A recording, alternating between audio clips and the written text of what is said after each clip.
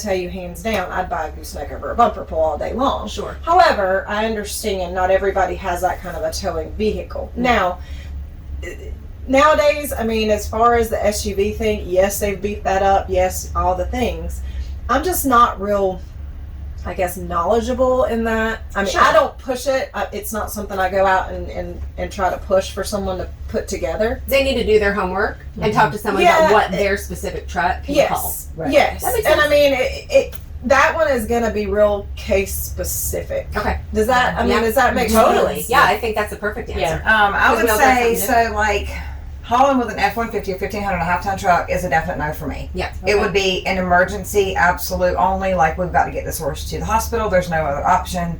It would definitely be a no for me. Okay. Even with Even with the new ones. a bumper pull, 2-horse slant. Definitely, I'm against it. Okay. Reason being, Okay. wrecks that I've responded to pick up horses on the interstate Okay. almost always involve A bumper pull and something like that. an insufficient towing vehicle. An Okay. SUV, a small truck, something like that. Okay. To me, they don't have the wheelbase and the truck doesn't weigh enough to stop the live weight. Okay. Because like when the car salesman talks to you about the towing capacity, it can tow a boat up to, I mean, no problem. Right. That boat's going to stop smoothly.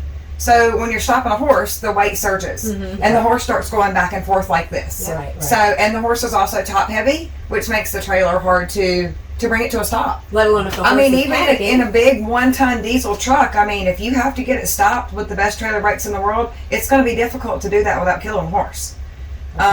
You know, like on the highway, if somebody cuts you off or things like that, it's hard. Not saying it can't be done again. like yeah, Ashley. for sure. Yeah. And if it's all you can do, if you're going to a weekend show once a month with one horse and all you can get is an F-150 that'll tow 10,000 pounds, sure, go And I ahead. think, honestly, That's what probably the people ones do. that I've sold, Yeah. I don't think it's someone going, because They're not going to I agree Montana. with you. Right. I agree with Yeah. you. Even 3 hours is a little much. But if you're just within an hour Yeah. of your radius, I think it's okay. And I Yeah. think that's Yeah. the ones that I've Shorter probably distance. sold. Yeah. Yeah. I totally agree It with doesn't make sense for the average person to spend Sure. $75,000 on a diesel truck. Right. Right.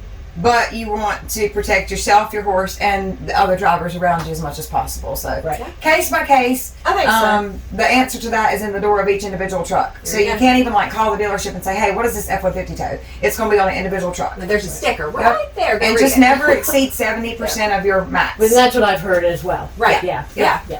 Yeah, so even the max amount, you're You're 25% yeah. under that. Yeah. That's great. Okay. Yeah. All right, we got one for you. Well, maybe for all of us. What is the most important thing you would say when loading a difficult or scared horse? Me. Well, I've seen told you do you. it, lady. So I'm you. totally against walking them in circles, feeding them, bribing them. I'm totally against all those things because they don't work. Right. Now, if you feed your horse in the trailer for 6 months and that's his only option, he might eventually self-load, but he's not super comfortable in there. If you scare him to get in there, he's not going to get in there again. So you want to make it as a good experience as possible. My method is really, really simple and it's easy. It's work outside the trailer, rest inside the trailer. And I mean, sometimes that has to be as little as the horse puts his head inside the trailer, and that's where you take the pressure off, but you have to start somewhere. Right. Right. So super simple method. I will lunge them and work them outside the trailer, typically in like a figurator and something. I won't let the horse turn away from the trailer. Won't let them get a rest anywhere else until their attention is inside the trailer, and then we'll start with 1 feet, 2 feet, 3 feet, 4 feet kind of deal. Great. Ideally, it's something you work on like a couple times a week. You don't wait till the day you have a show. In theory. Or until you have a really bad emergency and you realize your horse has never been loaded, or you want to send it for training or something like that. The trainer comes to pick it up, which I just had that happen this week. 5 years old, no chance of getting this horse loaded without a lot of work. Right. So yeah, it's just something that you work on, but definitely have a method to it and have an understanding to it before you kind of go at it. And ask for help if you don't know. Don't try Yeah, and for just- sure. Yeah. Yeah, get somebody to help you. Sometimes a little bit of help can see something, Yeah. Well, and that also leads into where you're somewhere and you're trying to leave and your horse won't get on and you Right. have everybody's Oh, yeah. help. Oh, yeah, no, Everybody's help. Please, Yeah, for the do love it. of God. It's like- Sometimes you don't it want gets that. bad. No. No, I'm I've big seen on that that. happen to people. I So, don't I need mean, 10 that's- people behind the trailer. Pressure. No, That's it's too much. overwhelming. That's kind of how I got really good at trailer loading was, 25 years ago, we would have a girl at a barrel race that she couldn't get her horse in the trailer to go home. And you would think they want to go home, but to the horse, it's the same. I don't want to get in there. Yeah. So I would help 1 or 2 girls at a show, and I really got good at my method. And that kind of led into part of our business. Nice. So- I love that. Okay, cool. Yeah. Very good. Yes. All right, what else we got here? How often do you offer water when hauling a horse? And I would guess that's long hauling, not headed out to Lotta 30 minutes away, but what do you think? Yeah, so for short trips, I don't worry about it. Anything more than like 90-ish miles. Okay.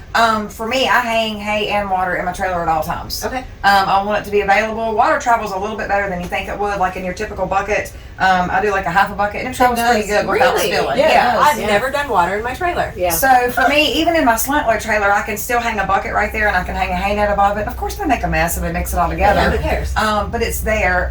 For my long hauls, I'll actually do like soaked alfalfa and beet pulp with electrolytes in it. Most horses will eat that. Okay. So you know they're getting some water. I love that. But I do like to offer it, and I use a water filtration system that I travel with. So if I have to get water at like a Love's gas station in Tennessee, Right. my horses will still drink that because it filters through this simple little Nice. thing. Okay. That's smart. I I hang love water that. all the time. So an hour or 2 hours and under, I don't worry too much about it. But you know, Is that something you can easily find on like Amazon to add to your yeah, trailer yeah. regime? It's called Horse Hydrator, and it's $19, and it's a simple little my tube. gosh. Just hook it to the hose, Yeah, right? you hook it to the hose, and then it comes out the bottom. It's super That's simple, awesome. and it Yeah. does like 2,000 gallons for $19.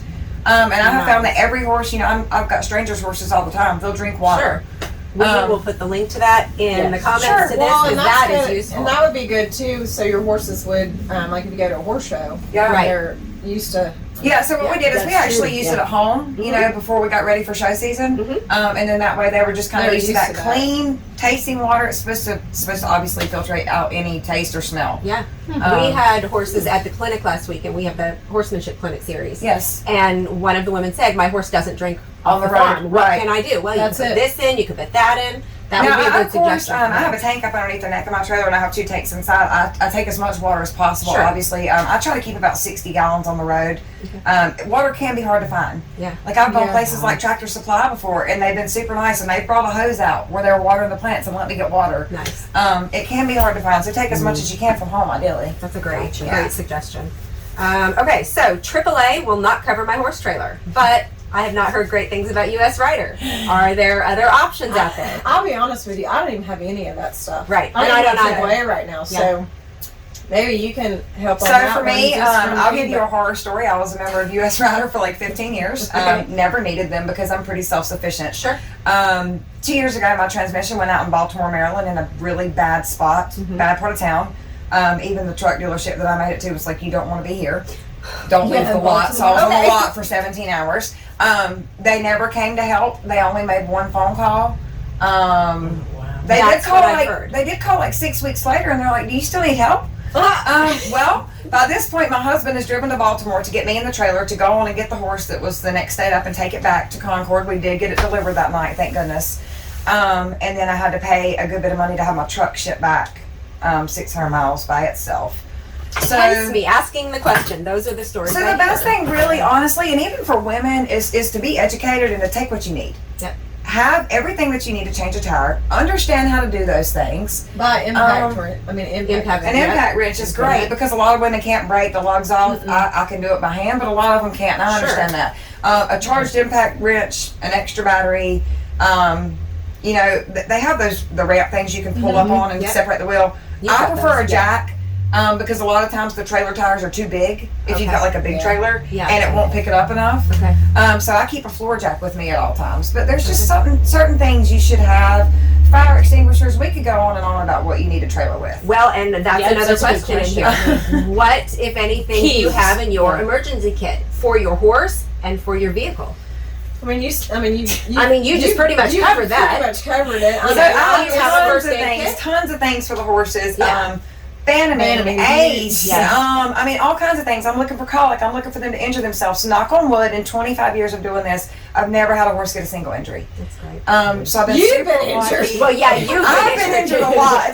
I'll put the link to that on Facebook. You've been injured. But yeah, you want to have a good emergency kit for your horse. You want to have a good emergency kit for yourself. And I always tell people, think about the things that you wouldn't think about, like the extra water Right. and a lot of extra hay. Yeah. If you're just going for an hour ride, go ahead and take 2 bales of hay with you because what if you're stuck on the interstate for 12 hours? Yeah. This does happen. Oh yeah. So you want to have things to take care of your horse, That's obviously. a great. That's Oh, great. yeah. Another thing would be just an extra spare tire if you're Yeah. going long distance. Always Put two another spares. tire. Yeah. 2 spares That's for your great. trailer and 2 for your truck at all times. Because if you run over trash, like let's Yeah. say a metal pipe or something, Yep. and it busts both your trailer tires on Yeah. the same side, Now what are you gonna do? That's true. Now I've driven one on 3 wheels, but it's not fun. No.